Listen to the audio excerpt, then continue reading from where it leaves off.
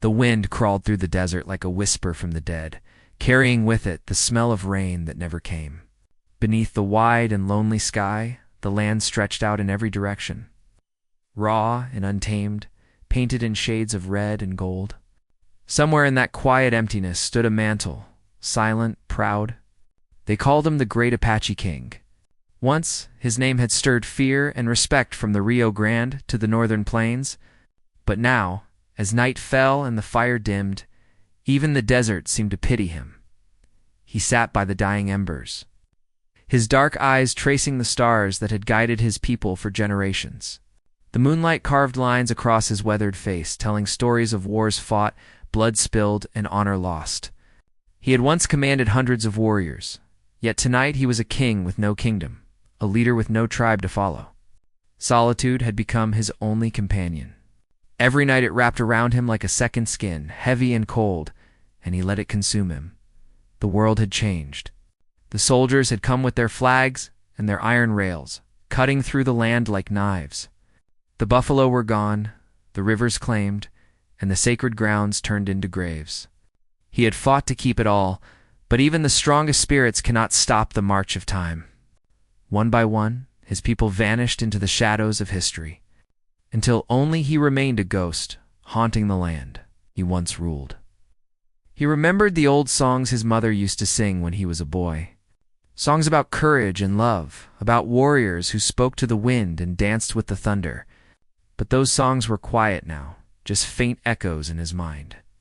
In their place was silence and endless, aching silence that filled every corner of his soul. Each night he rode out to the ridge that overlooked the valley. From there, he could see the flicker of lights from the army outpost that had risen near the riverbank. He watched them sometimes, those men in blue, moving like restless spirits around their fires. He wondered what they thought of him now, if they even remembered the battles. The treaties broken, the blood that soaked this ground. He wondered if they knew that the great Apache king they once hunted now sat alone, watching them from the dark. But one night, as the fire burned low and the coyotes howled in the distance, something changed. He heard a sound that did not belong to the desert's a soft rustle, faint but clear. His hand went instinctively to the knife at his side. The air felt different, alive in a way he hadn't felt in years. From behind the mesquite trees, a figure emerged, moving carefully through the moonlight. It was a woman. She was dressed in a long coat, her hair tied back beneath a dusty hat. Even from a distance, he could tell she didn't belong to this land. Her steps were unsure, but there was determination in the way she carried herself. The firelight caught her face for a moment, and he saw that she was young. Though her eyes held a kind of sadness, he recognized all too well. She stopped a few feet away, her hands raised to show she carried no weapon. "I mean no harm," she said, her voice soft, trembling just a little. He didn't speak. He simply watched her, the firelight reflecting in his eyes. "I've been told. You live alone out here," she continued. "They said you were a legend. I didn't believe them." The wind picked up, carrying her words away. He remained still, like a statue carved from the desert itself. "I came because I need your help," she said. "My father, he's the colonel at the fort. He's sick. No doctor can help him." Her words stirred something in him, though he didn't yet understand what. He had not spoken to anyone from the outpost in years. To him, they were the enemy, the reason his people had been scattered like dust. Yet there was something about the way she looked at him, not with fear, but with a strange kind of respect. He finally spoke, his voice low and rough, like stones grinding together. "Why come to me?" She hesitated before answering. "Because they say you know the old ways, the healing ways." He studied her, the shadows dancing across his face. "Those ways died with my people," he said. "Maybe not all of them," she replied. Her words lingered in the night, stubborn and hopeful. He turned away, staring into the fire. Memories flickered their faces, songs, the laughter of children who were long gone. He had buried that part of himself with them. He was no healer anymore. He was a man made of silence and loss. Still, there was something about her voice, about her eyes, made him pause. "You should not be here," he said finally. "This land is not safe for you." She took a small step closer, her boots crunching softly in the dirt. "Neither is the fort," she said. "Not for me." He looked at her again. There was a truth in her tone that made him wonder what kind of life she was running from. Her hands were shaking, though she tried to hide it. "The soldiers your people would not approve of you speaking to me," he said. "I know," she whispered. "That's why I came at night." For the first time in years, he almost smiled. It was faint, barely there, but real. The courage it must have taken for her to come here? He could not decide if it was bravery or foolishness. "What is your name?" he asked. She hesitated, as if giving her name might bind her to something she couldn't escape. "Clara," she said at last. "Clara Hayes." He repeated it under his breath, as if testing how it sounded in the language of the desert. Then he nodded once. The fire crackled between them, filling the silence with its soft hiss. Two souls from different worlds. Bound by something neither of them yet understood, Clara knelt by the fire, holding her hands close to the warmth. "You really live out here all alone?" she asked quietly. He didn't answer. He didn't have to. The emptiness around them was proof enough. For a while neither spoke. The only sound was the wind sighing through the rocks and the faint hum of distant thunder. Then, softly, she said, "You don't look like a man who gave up." He turned to her, and for the first time, she saw the full weight in his eyes, the kind of sorrow that only comes from losing everything. "I did not give up," he said. "The world simply moved without me." There was no bitterness in his voice, only truth. She looked into the fire, her face glowing in the light. "Then maybe it's time the world remembered you." He said nothing, but something inside him stirred, a spark long buried beneath years of silence. The night deepened. Far off, a wolf howled. The fire burned lower, casting long, trembling shadows across the sand, and there, under that endless sky, two strangers sat together, one carrying the ghosts of a lost people, the other carrying a secret of her own. When she finally stood to leave, she looked back at him and said, "If you change your mind, I'll be by the river at dawn." He watched her disappear into the darkness, her figure swallowed by the desert night. The wind carried her scent faint, unfamiliar, yet strangely comforting. For a long time he sat there, staring into the dying fire. Something inside him shifted, quiet but certain. He did not know it yet. But that night would change everything, because for the first time in many years, the great Apache king did not drown in solitude, and as the stars burned above him, brighter than they had in a long while, he found himself wondering what it meant to feel alive again. The next morning, when the sun broke over the red hills, there was no trace of him by the fire. Only the faint prints of his horse's hooves led toward the river. Where the colonel's daughter waited, the morning sun rose slow and pale, pushing back the shadows that had held the land through the night. The world came alive in soft color, the brush of gold on the cliffs, the faint silver along the river where the water moved lazy and cold. A hawk circled high above, crying out once before drifting toward the hills.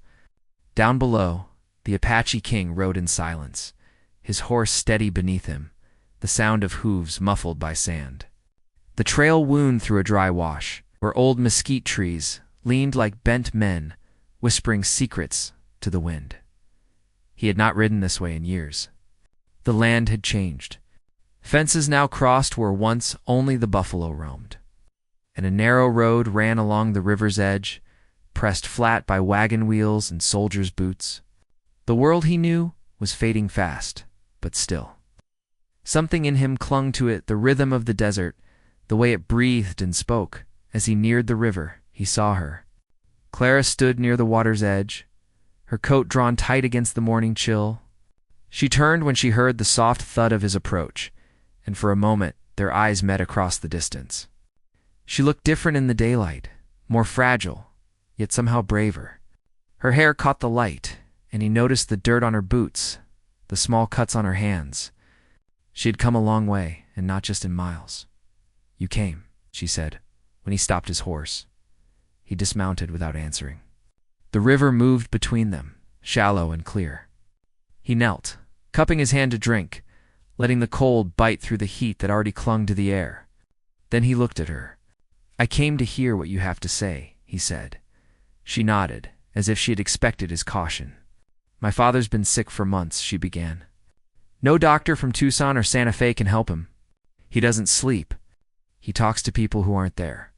Sometimes he screams, like he's seeing something no one else can see. He studied her face. The sickness of the mind, he said. Yes, she whispered. But it's more than that. He says, someone's calling him from the desert. He wakes up saying the same words again, and again words none of us understand. They sound like your people's tongue. His brow tightened. Apache words? I think so, she said. He says them with fear, but also as if he's answering something. The wind carried the sound of the river between them. For a long moment neither spoke. He looked toward the east, where the horizon blurred with heat. Your father, this Colonel He, has done many things in this land, he said. I remember his men. They hunted my people, burned our homes, buried our songs. Clara lowered her gaze. I know, she said quietly. He wasn't always kind, but he wasn't always like this either. Before the fever, he spoke of peace. He wanted to end the fighting. Then something changed. It's like the land itself turned against him. He said nothing, only watched the water ripple at his feet. Please, she said after a moment, if you know anything that could help him, I'll do whatever you ask. I can't lose him. Her voice trembled, and he saw the truth in it. It wasn't just a soldier's daughter speaking. It was a child trying to save what little family she had left. That kind of pain he understood. He took a step closer. Your father must have crossed into something he was not meant to touch, he said. The desert remembers every wrong. Sometimes it whispers back. She frowned, confused but listening. Do you mean a curse? He shook his head. Not a curse. A memory. The air grew heavy between them. The river kept flowing, slow and patient, as if it had all the time in the world. He looked at her again. If I am to help, I must see him with my own eyes, he said. She blinked, surprised. You'd come to the fort? His jaw tightened. The idea of stepping inside those walls, built on stolen ground, went against everything in him. Yet the look in her eyes held something he couldn't turn away from. I will come, he said finally, but only when the sun sets. I will not walk among your soldiers in the light. Relief softened her features. I'll be there to meet you, she said. He nodded once, then turned to his horse. As he mounted, she called out, Why help me? After everything my people did to yours? He paused, looking back at her. Because the land gives, and the land takes. And sometimes, it gives a chance to set things right. When he rode away, she watched until he disappeared into the heat haze. The sound of his horse faded, leaving only the steady murmur of the river and the distant cry of a hawk. She didn't fully understand him. Something in his words made her believe he wasn't just a man, he was a part of the land itself, bound to it in ways her people could never be. Later that afternoon, the fort stood still and weary under the blazing sun. The flag on the pole moved just enough to make a sound like an old breath. Inside the colonel's quarters, the air was thick with the smell of whiskey, sweat, and sickness. Clara stood beside the bed, wiping her father's forehead with a damp cloth. His skin was pale, almost gray, his lips cracked. His eyes darted beneath their lids, as if chasing something unseen. Pa, she said softly, I found someone. He might know how to help. Right. The colonel's breathing hitched. His eyes opened halfway, unfocused. The desert, he muttered. They're waiting. The fires still burn. Clara gripped his hand. You're safe, she whispered. You're home. But he didn't seem to hear her. His gaze fixed on the far wall where nothing but sunlight fell through the shutters. He began to murmur against strange sounds, low and rhythmic. Words that didn't belong to her tongue. Clara's heart pounded. She leaned closer. Pa, what are you saying? But he only repeated the words softer this time, like a prayer. When night came, the fort grew quiet. The guards at the gate nodded off in their chairs, the fires burned low, and the desert spread wide and dark beyond the walls. Clara slipped through the back gate, her lantern low, her coat wrapped tight. Her steps were quick but careful as she made her way toward the edge of camp. Where the shadows seemed to thicken like smoke, he was already there. The Apache king stood just beyond the reach of the light, his presence both silent and commanding. He had come on foot this time, his horse hidden somewhere in the hills. His eyes found hers, and for a moment, she felt the same stillness she had felt by the river, that strange calm that came not from safety, but from truth. "Is he inside?" he asked. She nodded. "This way." They moved through the dark corridors of the fort, the old wood creaking beneath their steps. Clara's pulse raced as they passed the sleeping soldiers. But he moved like a shadow, unseen, untouched. When they reached her father's quarters, she pushed open the door. The air inside was heavy, the fire in the hearth low and red. The colonel stirred as they entered, his eyes flickering open. For a moment, confusion twisted his features. Then, recognition flared. "You," he rasped. "I know you." The Apache king stepped closer, his gaze steady. "You should not remember me," he said. "I do," the colonel whispered, his voice trembling.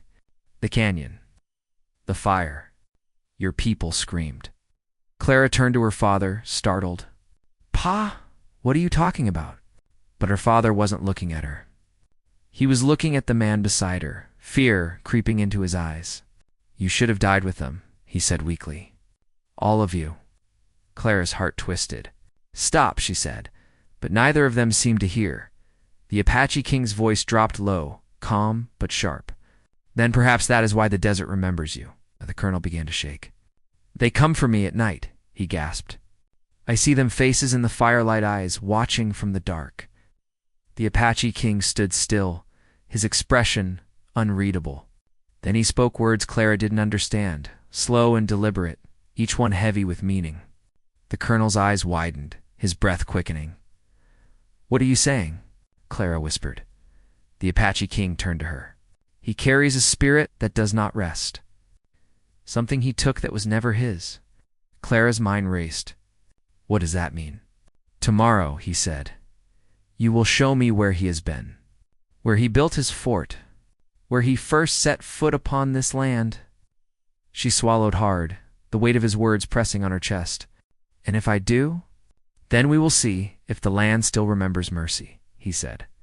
Outside, thunder rolled over the horizon. Though the sky was clear, the desert wind picked up, rattling the shutters and snuffing out the last of the freed. In that moment, Clara realized something had shifted, something she couldn't see but could feel deep in her bones. The old stories she'd heard as a child, the ones she'd dismissed as superstition, now breathed in the darkness around her, and standing between her father's haunted past and the silent figure before her, she began to understand that some things buried by men were never truly gone. They only waited for the right night, the right wind, the right voice to rise again. The night stretched long and restless over the desert. The air was heavy with the kind of silence that made every small sound seem louder, the shifting of sand, the faint rustle of dry leaves, the low groan of wood as the fort settled in the cooling air. Clara couldn't sleep. She sat by the window, staring into the dark where the Apache king had disappeared. His words still echoed in her mind, words she didn't fully understand but couldn't ignore. "He carries a spirit that does not rest." Her father's fever had worsened through the night. He thrashed in his sleep, muttering things that chilled her blood names she didn't recognize, places that didn't exist on any map, and the same strange sounds that now felt more like a call than a curse. Once, he reached out blindly, shouting for mercy, but no one answered. When dawn finally came, Clara felt the weight of fear sitting in her chest like a stone. At first light, she left her father's side and stepped outside. The fort was waking, the soldiers moving about with tired eyes and short tempers. They nodded at her politely, unaware of the stranger who had walked among them the night before. She kept her head down and made her way toward the stables, where the Apache king had promised to meet her once the sun rose high enough to burn the mist away. He was there, standing by his horse, the wind tugging at his dark hair. The way he stood still, alert, made him seem like part of the land itself. She approached slowly, sure if he had changed his mind about helping. "I can take you to where the fort was built," she said quietly. "It's just a few miles south by the ridge." There used to be an Apache village there, or so the soldiers say. Turned his gaze toward her. Not a village, he said. A burial ground. Clara froze. You mean they built their walls on the bones of my people, he said. Your father must have known. Her throat tightened. She thought of her father's restless nights, his fever, the way he called out to things unseen. She wanted to deny it, but the words wouldn't come. The truth hung in the air between them, cold and sharp. They rode out together, leaving the fort behind. The land stretched wide and empty, a canvas of sand and stone. The sun climbed higher, painting long shadows that followed their horses like ghosts. As they neared the ridge, the air seemed to grow heavier, as if the earth itself was holding its breath. The ground changed color, from gold to a deep burned red. Scattered stones marked the place where something old and sacred once stood. Clara dismounted, her boots sinking into the soft earth. The Apache king walked a few steps ahead and knelt beside a flat rock, his hand brushing the dust away. This place, he said, was where our elders were laid to rest. The army took the stones, broke the ground, and built their walls on top of it. The spirits have not forgiven. Clara looked around, her heart pounding. Then that's why my father's sick? He nodded. When he built the fort, he disturbed what should have stayed buried. The voices he hears, they are not madness. They are memory. She sank to her knees beside him. Can it be undone? He was quiet for a long moment. Perhaps, he said, but it will not be simple. The wind rose suddenly, sweeping dust across the ridge. In it came the faint sound of something soft, almost human, like distant singing. Clara turned her head sharply, but saw nothing. The Apache king stood slowly, his face hard. They are close, he said. The ones who remember. They left the ridge before the sun began to fall, but the silence followed them. On the ride back, Clara couldn't stop thinking about the stories she'd grown up hearing, the ones the soldiers used to laugh at. They'd talk about strange lights in the desert, sounds like drums carried on the wind, horses spooked for no reason. She'd always thought them just tales meant to scare recruits. Now she wasn't so sure. When they returned to the fort, the air felt heavier, charged with something unseen. The guards at the gate looked uneasy. One of them hurried over. Miss Hayes, he said. Your father, he's worse. Started shouting not long after you left. Said something about fire in the ground. Clara ran inside, the Apache king following close behind. The colonel's quarters were in chaos. Papers were scattered. A lamp had fallen, and her father sat upright in bed, eyes wild. They're coming, he rasped. The drums? Can't you hear them? They want it back. Clara gripped his shoulders. What do they want, Pa? He stared at her as if seeing her for the first time. The gold, he whispered. The gold from their graves. The Apache king's expression turned dark. Gold. Clara turned to him. He never spoke of any gold. He looked toward the window, the muscles in his jaw tightening. The soldiers must have found something when they built the fort. They took what was buried with the dead. Sacred things, not meant for greed. Clara felt her stomach twist. Then the sickness isn't just from where the fort stands, it's from what they stole. The Apache king nodded. To set things right, the gold must be returned. Every piece. Her father groaned, clutching his chest. It's gone, he said. Melted down, traded, spent. The king turned to Clara. Then his debt cannot be paid. Panic flashed in her eyes. There has to be another way. He looked at her with a mix of pity and resolve. When men take from the dead, there is always a price. The land remembers. That night, the fort was restless. The men couldn't sleep. Some swore they heard whispers outside the walls, voices in a language none of them knew. Horses snorted and kicked in their stalls, their eyes rolling white. The air smelled strange, like smoke, though no fires burned. Clara sat by her father's side, watching the flames flicker low in the hearth. The Apache king waited near the door, his presence steady but distant. You should leave this place, he said quietly, before the sun rises. She looked at him, exhausted but defiant. I can't leave him. He studied her for a long time. Your courage is strong, he said, But this fight is not yours. Yes, it is, she said. If what my father did brought this on, then I can help make it right. He said nothing, but something in his gaze softened. Outside, a wind began to rise. It came suddenly, carrying the sound of rattling metal and the low groan of the earth itself. The fire flickered violently, then went out. In the darkness, Clara heard her father whispering the old words again. Faster now, as if trying to answer something calling from far away. The Apache king stepped forward, his voice calm but firm. "Do not answer them," he said. But the colonel's voice grew louder.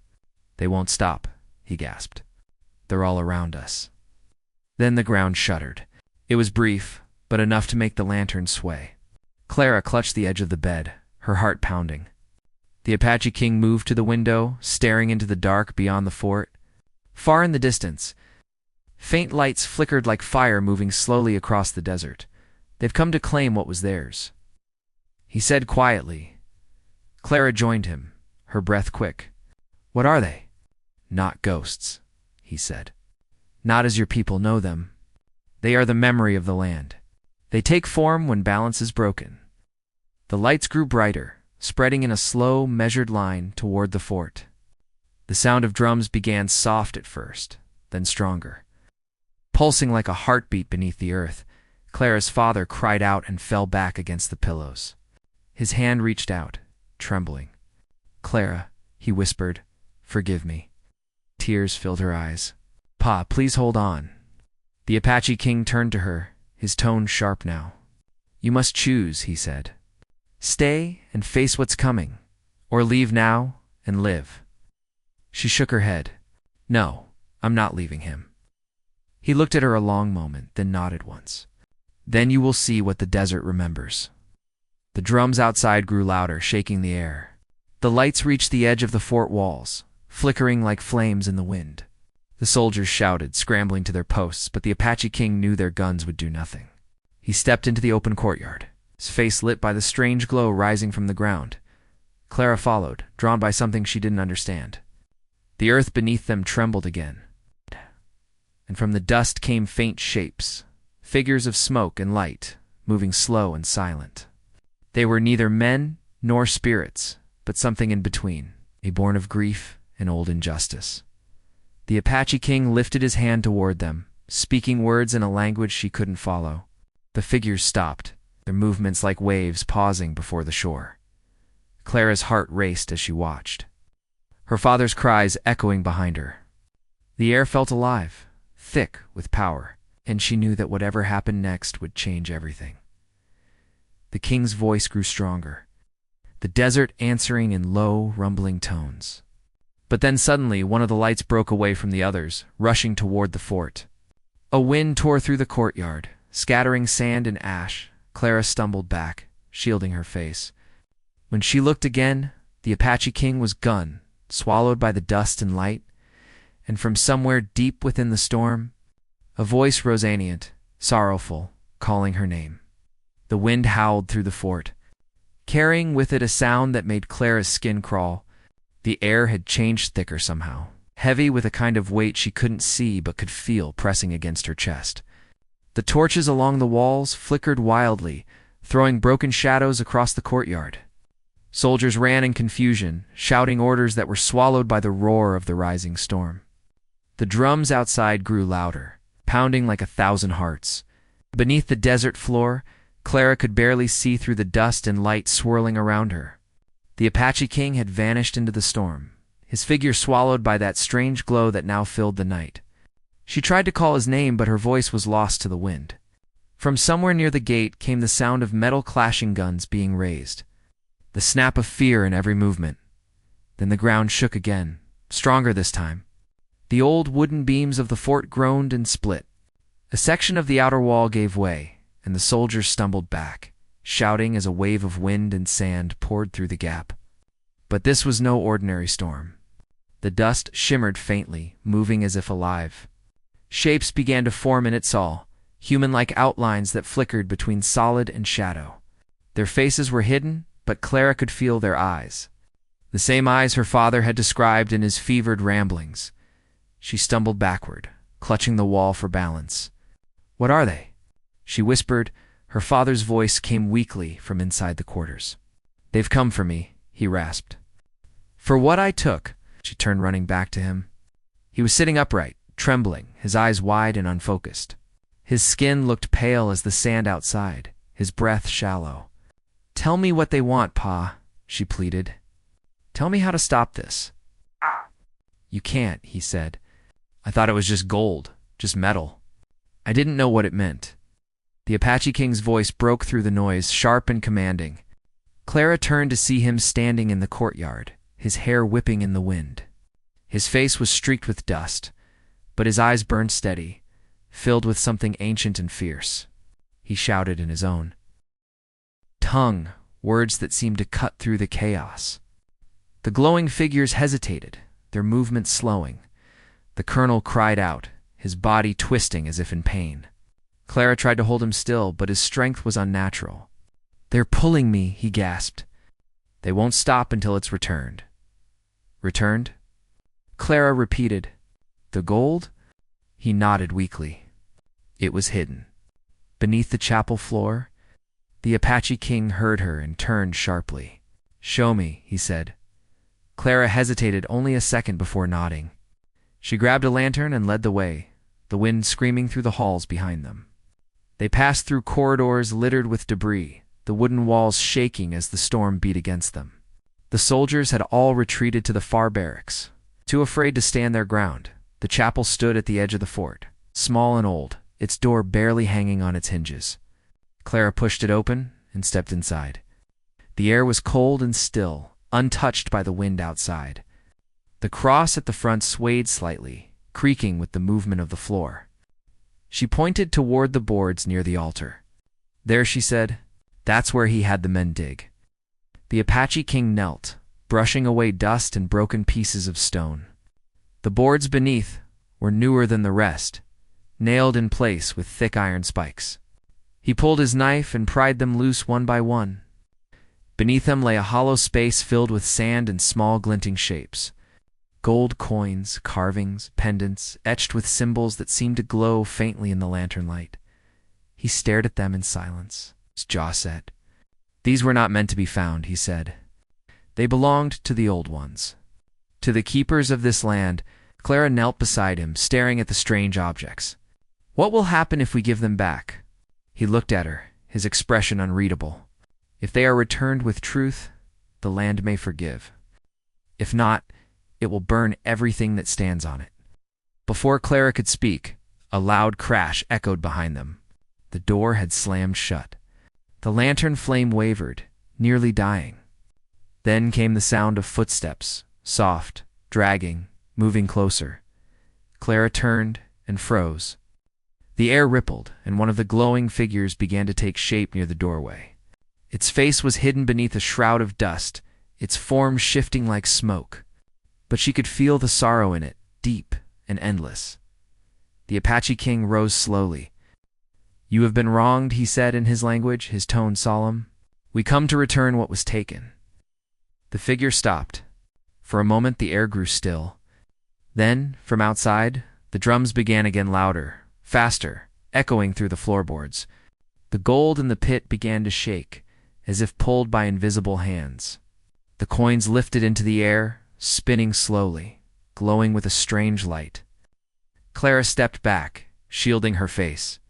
The Apache King didn't move. The light spread through the room, filling it until everything was white and soundless. Then, just as suddenly, it vanished. The chapel was quiet again. The gold lay where it had been, still and lifeless. Clara looked at him, her heart pounding. "Did it work?" He shook his head. "No, they are not satisfied." A scream tore through the fort. It was her father. Clara ran from the chapel, the Apache King close behind. The wind had broken through the main gates, tearing the courtyard apart. The soldiers were gone, their torches extinguished. In the middle of it all, her father stood, no longer trembling, but standing tall, his eyes glowing faintly like the figures outside. "Pa!" she cried. Stopping a few feet away, he looked at her, but his voice wasn't his own.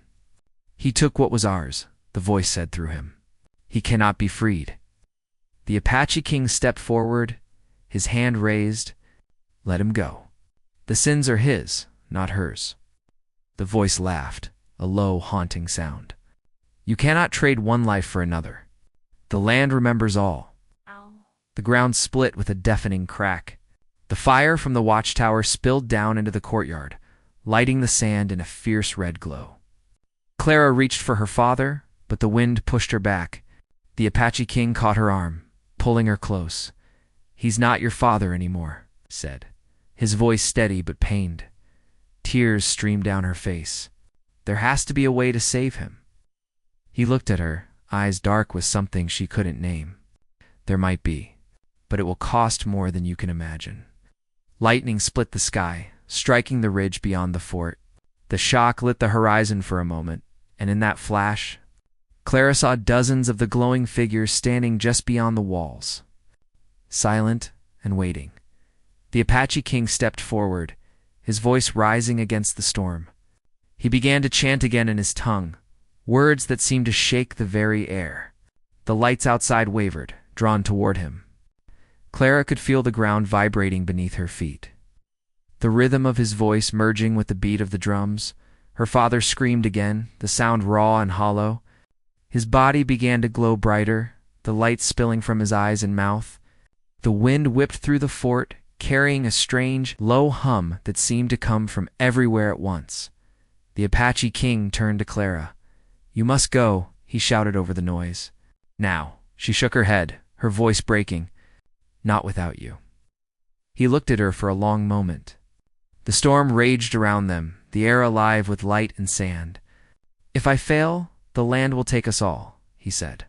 If I succeed, it will still ask for something in return. Then we'll find another way, she said desperately. But before he could answer, another blast of light erupted from the center of the courtyard, throwing them both to the ground. The sound that followed wasn't thunder, it was a deep, sorrowful cry, like the earth itself was mourning. When Clara opened her eyes, the world was spinning. The fort was half in ruins, the walls shattered, the air thick with smoke and dust. She could hear the faint sound of the drums still, but slower now, fading through the haze. She saw her father's figure still standing in the firelight, his body glowing softly. And beyond him, the Apache king stood motionless, his hands raised. His face turned toward the rising wind. Something was building between them, a power so strong it made the air tremble. The light around them began to twist together, brighter and brighter, until Clara couldn't look anymore, and as the wind roared and the drums thundered one last time, everything went silent. The next sound was her own heartbeat, fast and frightened. When she lifted her head again, the light was gone. The fire burned low, the air still, but her father and the Apache king were nowhere to be seen. Only the faint whisper of the desert remained, carrying on the wind like a promisor, a warning that the story was not over yet. When the light faded, Clara found herself lying in the dust, her ears ringing and her vision blurred. The night was quiet again, too quiet, as if the desert itself had stopped breathing. The fort was barely standing, its walls scorched and broken, the air still heavy with the smell of smoke. She pushed herself up slowly, her hands trembling, her heart pounding in her chest. For a moment she didn't know where she was, or if she was even alive. Then the memories rushed back, the storm, her father, the glowing figures, and the Apache king standing in the heart of it all. She stumbled toward the courtyard, calling out for him. Her voice cracked, swallowed by the vast emptiness around her. Tatsa, she shouted again, her throat raw. There was no answer. Only the faint whistle of the wind moving through the broken beams. She turned toward where her father had been standing, but the place was empty. The sand was marked by a circle of ash, faintly glowing in the moonlight. Clara dropped to her knees. The truth hit her slowly, like a wave that had been building for miles before it finally reached the shore. Both of them were gone. The storm had taken them, more, maybe it had freed them. She didn't know which was worse. The silence pressed on her until she couldn't bear it anymore. She stood up, her body aching, and walked toward the chapel. The door was still half open, the lantern she'd carried earlier lying shattered on the floor. She stepped inside, her eyes drawn to the hole where the gold had been hidden. The carvings were gone. Every coin, every pendant, every relic had vanished. The earth had swallowed them back. For a long time she just stood there, listening to the sound of her own breathing. Something inside her began to shift. The fear that had clung to her for so long started to fade, replaced by something quieter, an understanding she couldn't put into words. She had come to this place to help her father, but what she'd found was something much older, something that didn't belong to her or anyone else. The land had taken what it was owed, and now it was at peace again, when morning came. The first light of dawn touched the fort. The air was still cool, the sky painted with pale streaks of pink and gold. Clara walked through the ruins, tracing her fingers over the cracked stone and splintered wood. The soldiers were gone, their tracks leading away toward the hills. Maybe they'd fled during the storm. Maybe they thought everyone else was dead. Either way, she was alone now. She found a horse still tethered near the stables, nervous but unharmed. She stroked its neck gently, whispering to it until it calmed. Before leaving, she went to the center of the courtyard one last time. The circle of ash still glowed faintly under the rising sun, and in its center lay something small and silver. She bent down and picked it up. It was her mother's ring. The one her father had traded years ago, now returned as if by unseen hands. She held it tightly, her throat tightening. It was a sign, she thought, maybe from her father, or from Tatsa. A reminder that even when the land took what it wanted, it also gave back what was meant to endure. Clara slipped the ring into her pocket, mounted the horse, and turned toward the open desert. The wind picked up again, carrying the scent of mesquite and the faintest echo of the drums. They didn't sound angry now, just distant, fading into memory. She didn't look back. The fort grew smaller behind her until it disappeared completely. Swallowed by the sand in the heat of the morning, she rode for hours, stopping only when the sun reached its highest point. She found a patch of shade beneath a rocky ledge and let the horse rest. Her hands were blistered, her body sore, but she didn't mind. For the first time in days, her mind was clear. The desert stretched endlessly around her, quiet and vast, as if nothing had ever happened. Yet she knew it had. Later that day, she reached a small settlement at the edge of the valley. People stared as she rode in her clothes torn, her face streaked with dust. A kind woman brought her water and bread, asking if she'd come from the fort. Clara hesitated, then nodded. The woman looked away, whispering a quick prayer. "They say it's cursed," she murmured. "No one's come from there alive in years." Clara smiled faintly, though there was no joy in it. "Maybe the curse is gone now," she said softly. That night, she sat outside the woman's home watching the stars.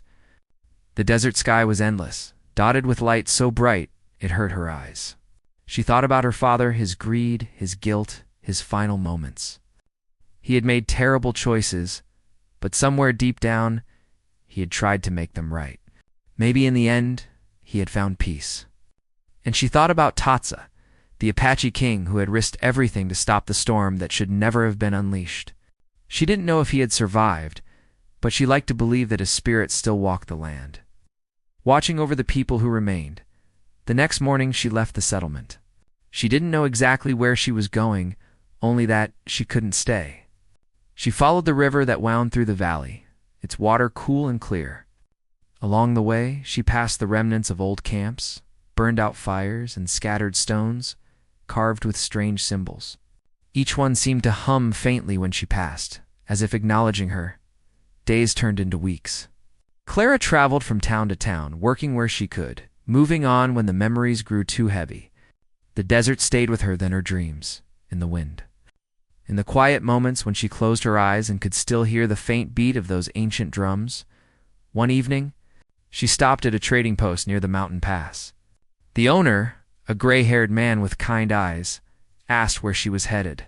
She smiled and said she wasn't sure. He nodded, handing her a cup of coffee. "The desert doesn't give answers," he said.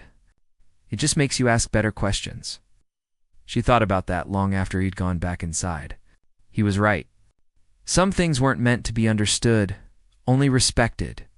The land, the spirits, the stories that refused to die, all of it, was part of something greater, something that demanded humility.